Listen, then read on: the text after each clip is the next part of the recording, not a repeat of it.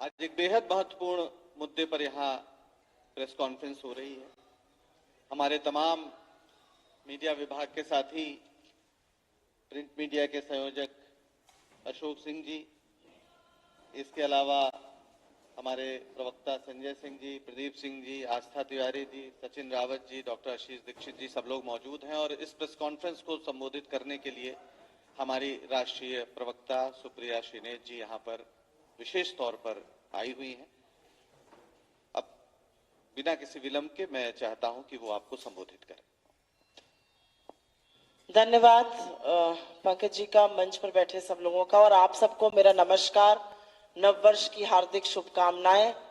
देखिए, नववर्ष हम लोगों के लिए क्या लेकर आया है। सबसे पहले तो देरी से आने के लिए थोड़ी सी क्षमा चाहती हूँ। एक दुर्घटना हो गई थी क्षेत्र में, उसमें थोड़ा सा फंस गई थी। हर व्यक्ति नववर्ष पे आपको शुभकामनाएं दे रहा होगा। फोन पर मैसेज आने बंद नहीं हो रहे हैं, लगातार फोन बज रहा है सबका। तो आज ये सोचा गया कि जो हमारी चुनी हुई निर्वाचित केंद्र की सरकार है मोदी जी की, उन्होंने जनता के लिए क्या किया है नए साल में, उनको कैसे सशक्त और समृद्ध बनाया जा रहा है। तो जब असलियत देखने निकले तो इस साल मोदी जी ने 1 जनवरी 2022 को आपकी कमर और तोड़ने का मन बना लिया है। मंदी, बेरोजगारी और अब महंगाई की और मार पड़ेगी। और ये महंगाई की मार अमीरों पर नहीं, आम आदमी पर, गरीबों पे पड़ रही है। कुछ भी बोलने से पहले ये जरूर बोलूंगी कि डिसीजन दो तरीके के होते हैं टैक्स पर। एक direct income tax, corporate tax जो डायरेक्ट होता है, और इनडायरेक्ट टैक्स। इनडायरेक्ट टैक्स इस देश का मजदूर, रिक्शा चलाने वाला, खोमचा लगाने वाला, हम, आप, इस देश का सबसे अमीर आदमी एक ही तरह से देते हैं। चाहे वो कपड़े पर हो, जूते पर हो, चप्पल पर हो, किसी सेवा पर हो, एक ही टैक्स हर व्यक्ति देता है। इसीलिए इनडायरेक्ट टैक्स जो जीएसटी के अंतर्गत आता है, उसको डीमेरिट टैक्स कहा जाता है। उसको जितना नीचा रखा जाए उतना अच्छा इसलिए होता है क्योंकि गरीब से गरीब आदमी भी वही टैक्स देता है। 1 जनवरी से क्या बदला? 1 जनवरी में आपको तोहफा मिला महंगाई का। ये सबको पता है, होलसेल प्राइस इंडेक्स 14.5% पे है, करीब 10 साल में सबसे ऊपर। औसतन बेरोजगारी 7.5-8% रही 2021 में।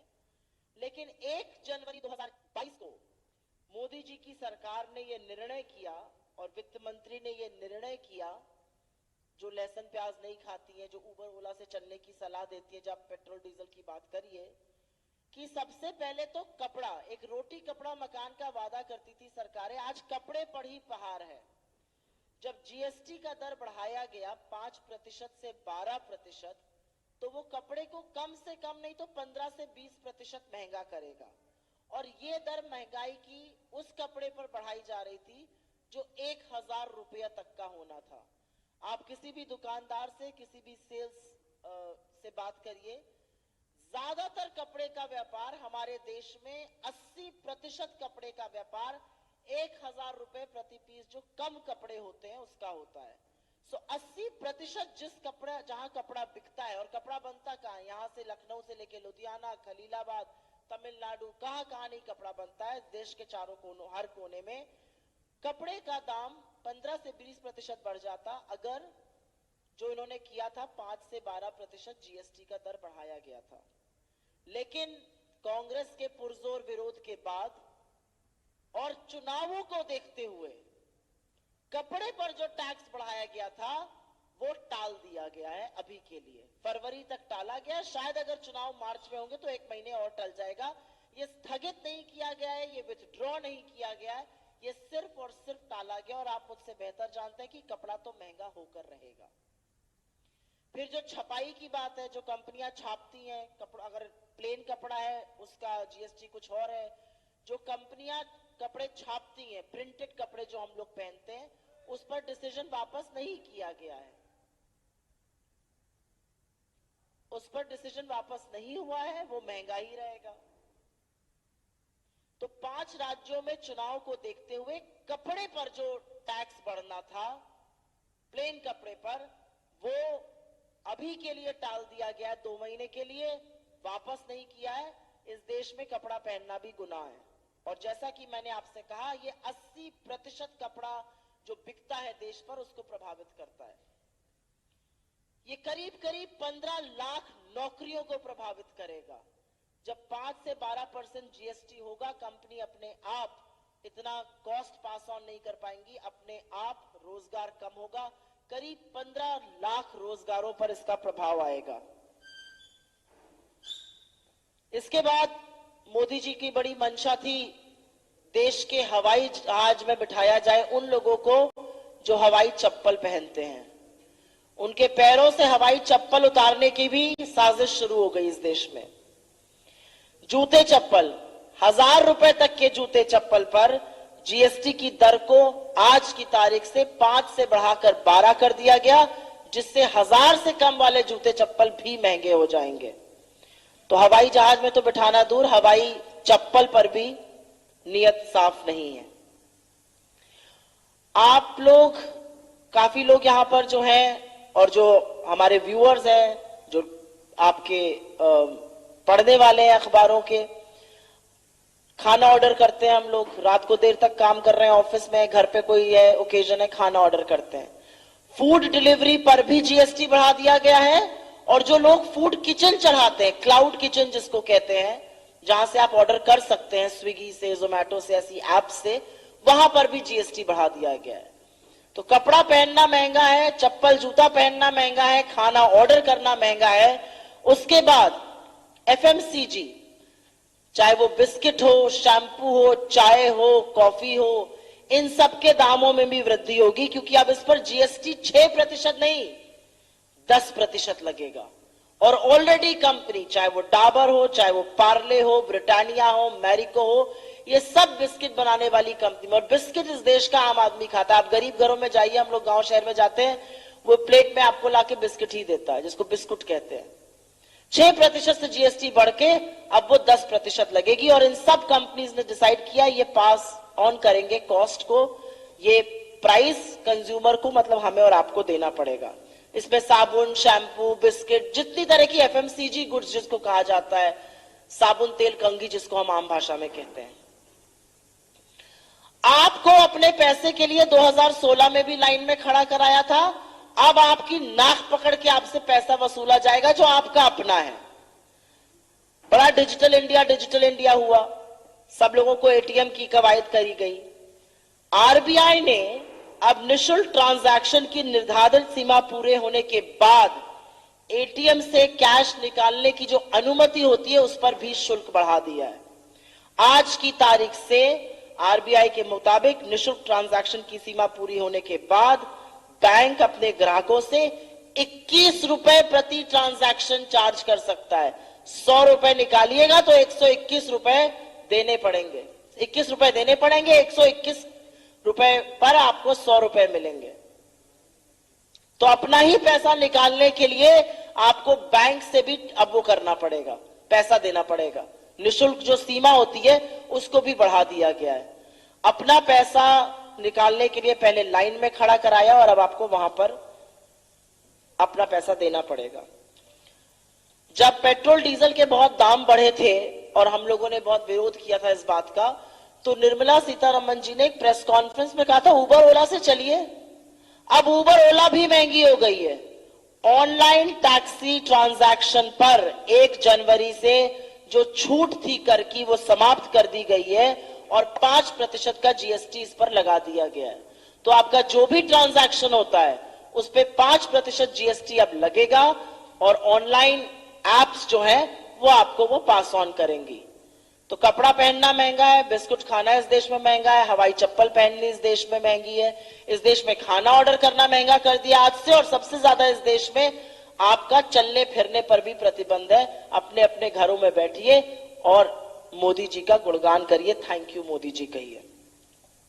नए साल में आप में से जिन भाइयों ने, बंधुओं ने कलेजा बड़ा करके गाड़ियां बुक करी होंगी, 2022 में चाहे वो मारुति हो, चाहे रेनो हो, चाहे होंडा हो, चाहे टोयोटा हो, चाहे स्कोडा हो, सबने दाम बढ़ाए हैं। और क्यों बढ़ाए हैं इसलिए बढ़ाए हैं क्योंकि रॉ मटेरियल कॉस्ट बढ़ी है और उससे ज्यादा जो कमर्शियल वाहन में वृद्धि हुई है वो करीब 2.5% की हुई है। कमर्शियल वाहन से आपका दूध, फल, सब्जी, अंडा ये सब चलता है उसमें वृद्धि होने का मतलब है कि वो वृद्धि अंततोगत्वा आपके चौके तक जरूर पहुंचेगी। सीमेंट की कीमतें बढ़कर 400 रुपए प्रति बैग, 15 से 20% 2021 में ये कीमतें बढ़ी हैं। 340 में बिकने वाला 50 केजी का सीमेंट अब 400 से ऊपर का मिलेगा आज की तारीख से। स्टील की कीमत सबको पता है पिछले साल बढ़ी है। इंडिया पोस्ट पेमेंट बैंक ने भी शुल्क बढ़ा दिया है। बेसिक बचत खाते में हर माह 4 बार पैसा निकालना निःशुल्क होगा। 4 बार के बाद अगर आपने पैसा निकाला तो करीब 0.5% शुल्क अदा करना होगा। अब इसको मैं क्या बताऊं कि 71 के पार जो पेट्रोल मिलता था वो 100 के पार है। डीजल, रसोई गैस, हर चीज की कीमत बढ़ी है। सवाल एक ही है और सवाल ये है कि आप अपना पैसे करिएगा क्या। आप एफडी करिएगा, एफडी पर आपको रेट मिल रहा है 4.5% बैंक में। 4.5% के रेट पर आपसे 2 बार टैक्स वसूला जाता है। एफडी तो डबल टैक्सेशन होता है। आपकी सैलरी जिसपे आपने एफडी कराई उस पर भी टैक्स है और जब वो मैच्योर होगी उस पर भी टैक्स है। तो बैंक आपको देगा 4.5%, लेकिन बैंक आपका अपना पैसा निकालने पर वसूल करेगा आपसे 21 रुपए अगर आपने निःशुल्क सीमा के बाहर निकाला। तो सवाल सिर्फ इतना बनता है कि क्या सोच समझकर फैसले किए जाते हैं इस देश में। जो देश मंदी के दौर से गुजर रहा है, जिस देश में बेरोजगारी 8%, 8.5% तक लगातार पिछले 12 महीने से आ रही है, उस देश में क्या लोगों की कमर महंगाई बढ़ाकर तोड़ी जाएगी? और इसका जवाब कौन देगा? जो लोग बहुत हुई महंगाई की मार का स्लोगन पढ़ पढ़ के सत्ता में आए थे, आज उनसे पूछना है कि महंगाई की मार क्या आम आदमी पर नहीं पड़ रही है? क्या आपको आम आदमी की कम हुई आय नहीं दिख रही है? इस देश के 93% ऐसे लोग हैं जो कहते हैं कि पिछले सालों में अभी के दौरान उनकी आय 93% लोगों की आय जो वो 3 साल पहले कमाते थे उतनी हो गई है। तो बजाय लोगों की आर्थिक मदद करी जाए, रोजगार के साधन बनाए जाएं, आपको थोड़ी समृद्ध बनाया जाए, सशक्त बनाया जाए, आपकी कमर तोड़ी जाएगी आप ही के पैसे से। यही सरकार, मुझे याद है हम लोग तब जर्नलिस्ट होते थे और एक बड़ा फेमस गाना आया था पीपली लाइफ का, महंगाई डायन खाए जात है, सखी सैया तो खूबे कमात है, महंगाई डायन खाए जात है। सच तो यह है कि सैया आज कमा नहीं रहे क्योंकि नौकरियां है नहीं, आय कम हो गई है और महंगाई भाजपा की जो डायन थी अब भाजपा के लिए वो डार्लिंग बन चुकी है। इसका और कोई मुझे समझ में नहीं आता तरीका। और जब चुनाव होंगे तो आपको राहत मिलेगी, जब चुनाव खत्म हो जाएंगे तो दाम बढ़ जाएंगे। यही पेट्रोल डीजल के समय हुआ था। जब बिहार में चुनाव थे, पेट्रोल डीजल के दाम बढ़ने, रसोई गैस के दाम बढ़ने बंद हो गए थे। उसके बाद दामों ने ऐसी उछाल करी कि 1000 रुपए तक रसोई गैस का सिलेंडर पहुंच गया है।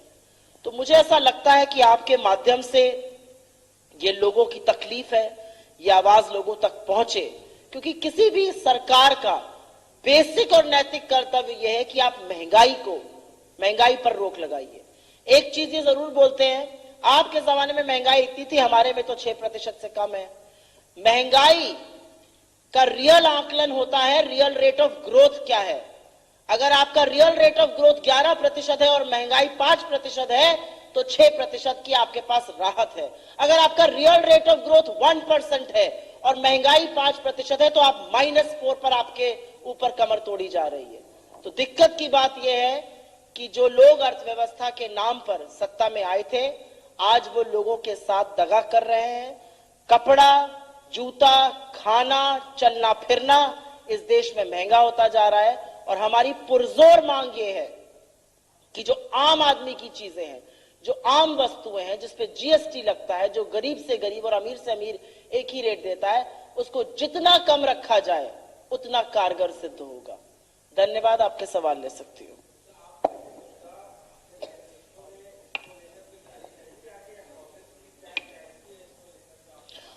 हम महंगाई पर लगातार बोल रहे हैं और हमें ऐसा लगता था कि चुनी हुई सरकार थोड़ी नैतिकता, कानून और मर्यादा दिखाते हुए महंगाई को नियंत्रित करने की कोशिश करेगी। हमें नहीं पता था कि जीएसटी की मीटिंग जो लखनऊ में यहां पर हुई, उसके बाद कपड़ा, हवाई चप्पलें, सस्ते जूते महंगे हो जाएंगे। आज जूता लेने जाइए 1000 रुपए से कम क्या मिलता है? जूता लेना महंगा है, खाना ऑर्डर करना महंगा है, चलना फिरना उबर ओला से महंगा कर रहे हैं, आप ही का पैसा आपसे वसूल रहे हैं। तो हम तो लगातार महंगाई पर बोल रहे हैं। मुझे ऐसा लगता है कि सरकार को समझना पड़ेगा कि जब आय कम होती है और महंगाई बढ़ती है तो वो और विभत्स रूप धारण करती है।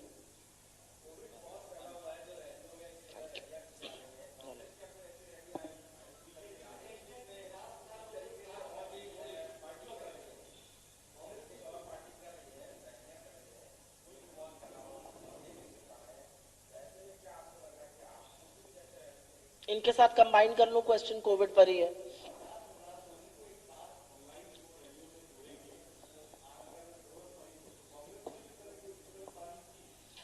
ऐसा है कि चुनाव कब और कैसे होगा और किन कानूनों के तहत होगा, इसका निर्णय इलेक्शन कमीशन ऑफ इंडिया करेगी।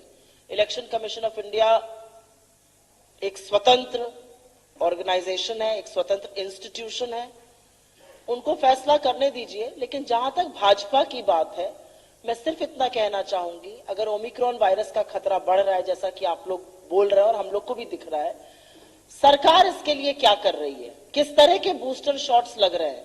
क्या जो देश की जनता 60 वर्ष से उम्र में कम है उनको बूस्टर शॉट इस समय नहीं लगने चाहिए? क्या आप लोगों को बूस्टर शॉट नहीं लगने चाहिए? आप तो ज्यादातर लोग 60 वर्ष से उनके कम में हैं और आप सब लोग, ज्यादातर लोग बाहर काम करने जाते हैं, आप एक हाई रिस्क कैंडिडेट हैं हो जाने के लिए, तो आपको बिल्कुल वैक्सीनेट करना चाहिए।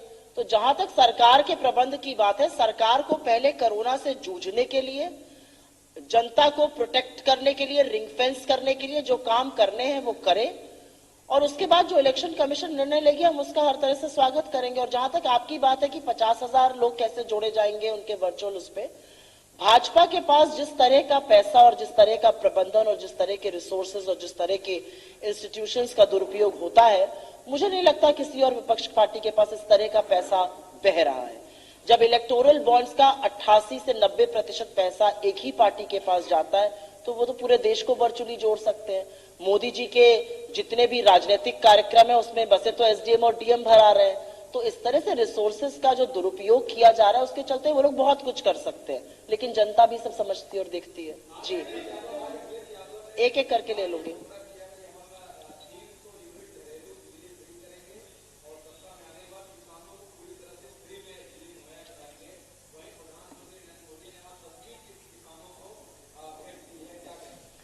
आपका सवाल मुझे बहुत अच्छा लगा। इसलिए अच्छा लगा क्योंकि 1 जनवरी था, मोदी जी को कुछ करना था, इवेंट नहीं हुआ था आज की तारीख में, तो उन्होंने एक नया इवेंट किया, किसानों को किश्त दी। कौन सा बड़ा काम किया? पहली बात, ये एक कानून है, उस कानून के तहत किश्त उनके बैंक में जाती है जबरदस्ती, वो रोज रोज आके किश्त बांटते रहते हैं। घर से तो पैसा लाते नहीं है ना, टैक्स पेयर्स मनी बांट रहे हैं, संसाधन देश के ही है, कंसोलिडेटेड फंड ऑफ इंडिया से ही जा रहा है, वो सब बातें छोड़ दीजिए। जिस देश के किसानों का कृषि की लागत आपने 20 से 25,000 रुपया प्रति हेक्टेयर बढ़ा दी है, इन सब चीजों के चलते, चाहे वो डीजल का दाम हो, कीटनाशक का दाम हो, खाद का दाम हो, जिस देश में किसानों की जान बिना खाद मिले लाइन में लगे हुए जा रही है, वहां पर आपकी ये 6,000 रुपये देने का मतलब क्या, ये मैं पूछना चाहती हूँ मोदी जी से। ये आपकी अनैतिकता, ये आपका ढोंग दिखाता है कहीं पर। आप किसानों से 25,000 रुपए प्रति हेक्टेयर वसूल रहे हैं और फिर उनको 6,000 रुपये दे रहे हैं। आपको लगता नहीं है किसान ये बात समझते हैं? अगर आप किसानों के इतने ही खैरख्वाह हैं तो हाथ जोड़िए सबसे पहले और इस देश के किसानों से माफी मांगिए, आपने उनके साथ क्या किया। उन 700 किसानों को श्रद्धांजलि दीजिए जो आपके दम और अहंकार के चलते आज हमारे बीच में नहीं है। और सबसे बड़ा काम करिए, नैतिकता और कानून याद करके अजय मिश्र टेनी को बर्खास्त करिए, उसके बाद किसानों की बात करिएगा। बिजली वाला जहां तक सवाल है, हमने अपने मैनिफेस्टो में जो प्रियंका जी ने प्रतिज्ञाएं पढ़ी हैं, जो प्रियंका जी ने प्रतिज्ञाएं आपके सामने यहां पर रखी थी, जो प्रतिज्ञा है कांग्रेस पार्टी की, हमने ऑलरेडी बोला है बिजली बिल हम हाफ करेंगे। उसका मोटा मोटा वही ट्रांसलेशन होता है जो आप कह रहे हैं। और हम कोरोना काल में सबका कर्जा माफ करेंगे। हम सिर्फ छोटे, लघु, मध्यम नहीं, हम कहते हैं कोरोना काल में जो बकाया है उसको हम पूरी तरह से माफ करेंगे।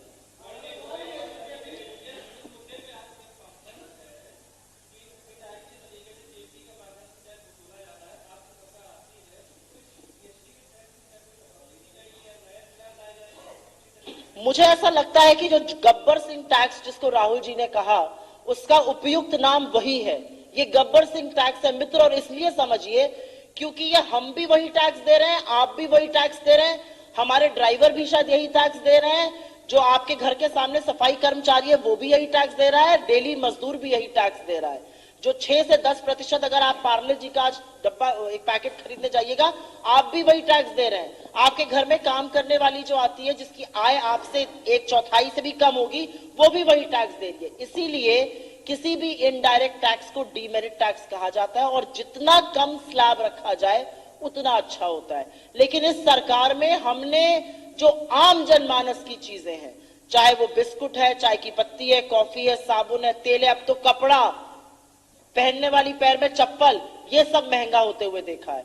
अगर आपको वाकई कुछ करना है तो जो क्लास ऊपर है उसके लिए करिए ना, जो BMW चला रहा है उसके लिए बढ़ा दीजिए टैक्स। जो आदमी एक पार्ले जी का बिस्किट खाकर एक गिलास पानी पीकर अपना दिन चलाता है, उसके लिए टैक्स आप क्या बढ़ा रहे हैं? किसी भी सरकार को ये कम करना चाहिए, हमारी सरकार को थोड़ी। जी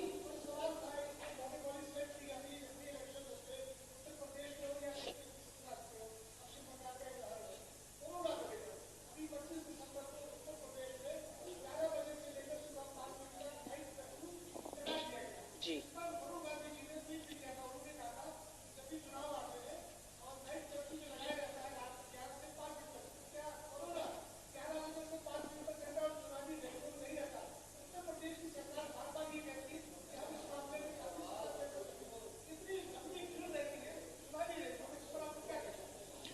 देखिए, ऐसा है कि ये जो रात का कर्फ्यू है, इस पे एक्सपर्ट्स की भी काफी ओपिनियन आई है।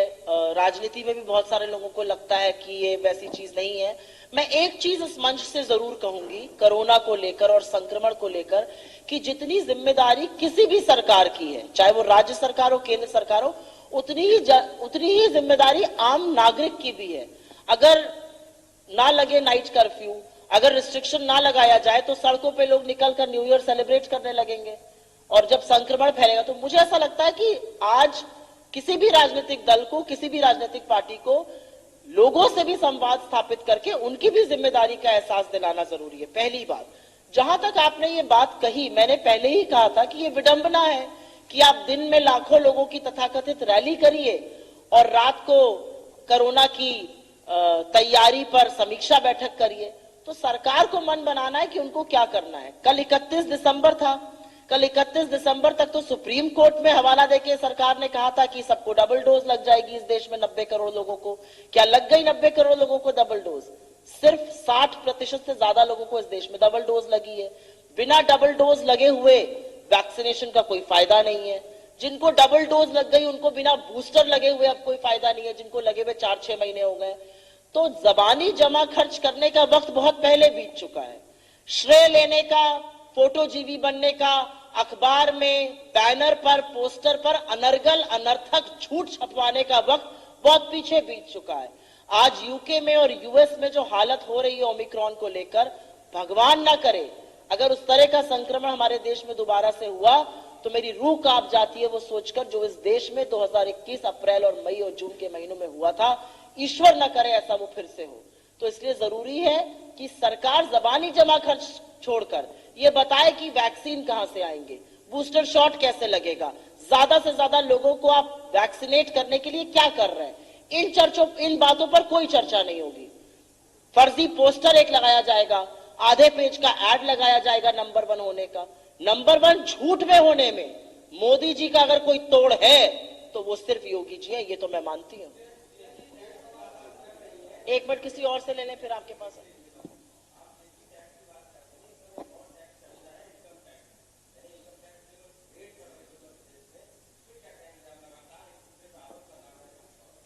देखिए, ऐसा है कि जहां तक इस रेड की बात है, मुझे लगता है अगर किसी ने भी पैसा गलत तरीके से अर्जित करके अनअकाउंटेबल ब्लैक मनी रखा है, उस पर बिल्कुल रेड होनी चाहिए। लेकिन ऐसा क्यों होता है कि ये रेडें चुनाव के समीप, चुनाव आने के पहले राजनीतिक प्रतिद्वंद्विता में चुनी हुई सरकारों को डांवाडोल करने में ही क्यों होता है? ऐसा इसलिए होता है क्योंकि इनकम टैक्स, ईडी और सीबीआई जैसी जो संस्थाएं हैं वो अब सशक्त स्वतंत्र संस्थाएं नहीं रही हैं, वो भाजपा के फ्रंटल बन चुके हैं, जिनको कठपुतली की तरह अमित शाह जी और मोदी जी अपनी राजनीतिक प्रतिद्वंद्विता को सेट करने के लिए, जिसको सेट करना बोला जाता है, उसके लिए यूज करते हैं। और उतना दुरुपयोग, इतना निर्लज्ज दुरुपयोग हमने कभी नहीं देखा है। अगर किसी ने गलत किया बिल्कुल उसके खिलाफ एक्शन लीजिए, लेकिन वो एक्शन चुनाव के पहले ही क्यों याद आता है, इसी में अपने आप में थोड़ा संशय है। आपका सवाल।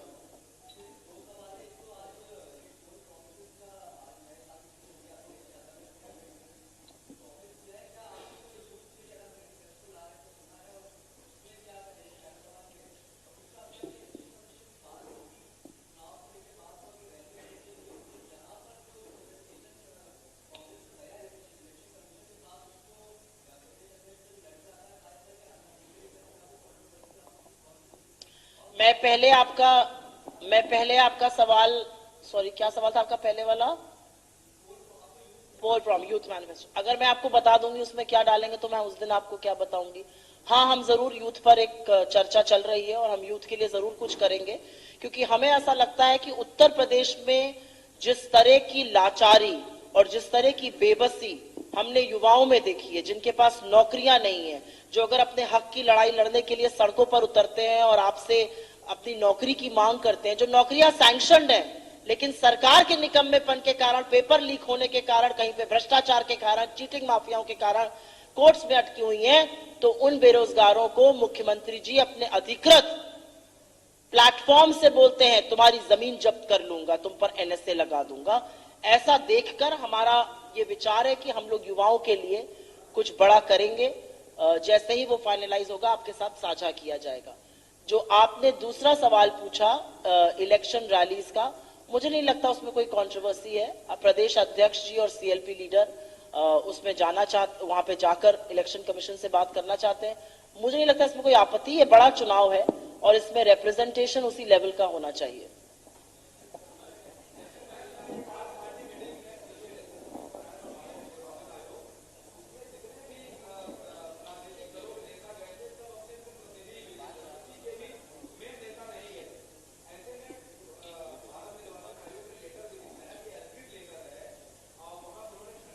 मैं सोचती हूँ पंकज जी इससे अच्छी तरह से वाकिफ है, उसका जवाब।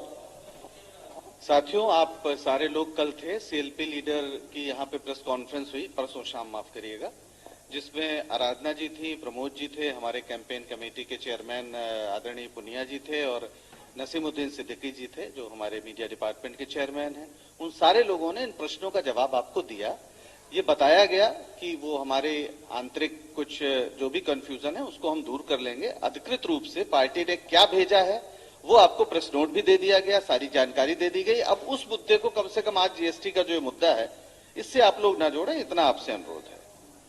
मेरी सिर्फ आपसे ये आग्रह है, क्योंकि उस पर प्रेस कॉन्फ्रेंस हो चुकी है, मैं कुछ और बोलूंगी, उस पर कोई एडिशन मैं कर नहीं पाऊंगी। ये बहुत बड़ा मुद्दा है जीएसटी का। आप सब लोग खाना ऑर्डर करते हैं, आप सब लोग उबर ओला चलाते हैं, आप सब लोग एटीएम से पैसा निकालते हैं, ये सबकी जेब पर डाका है और ये डाका डालना मोदी सरकार को बंद करना होगा।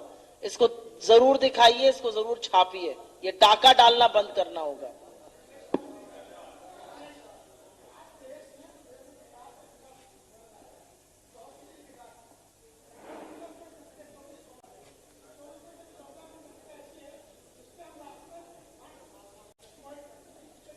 ये सिर्फ उत्तर प्रदेश की बात नहीं है।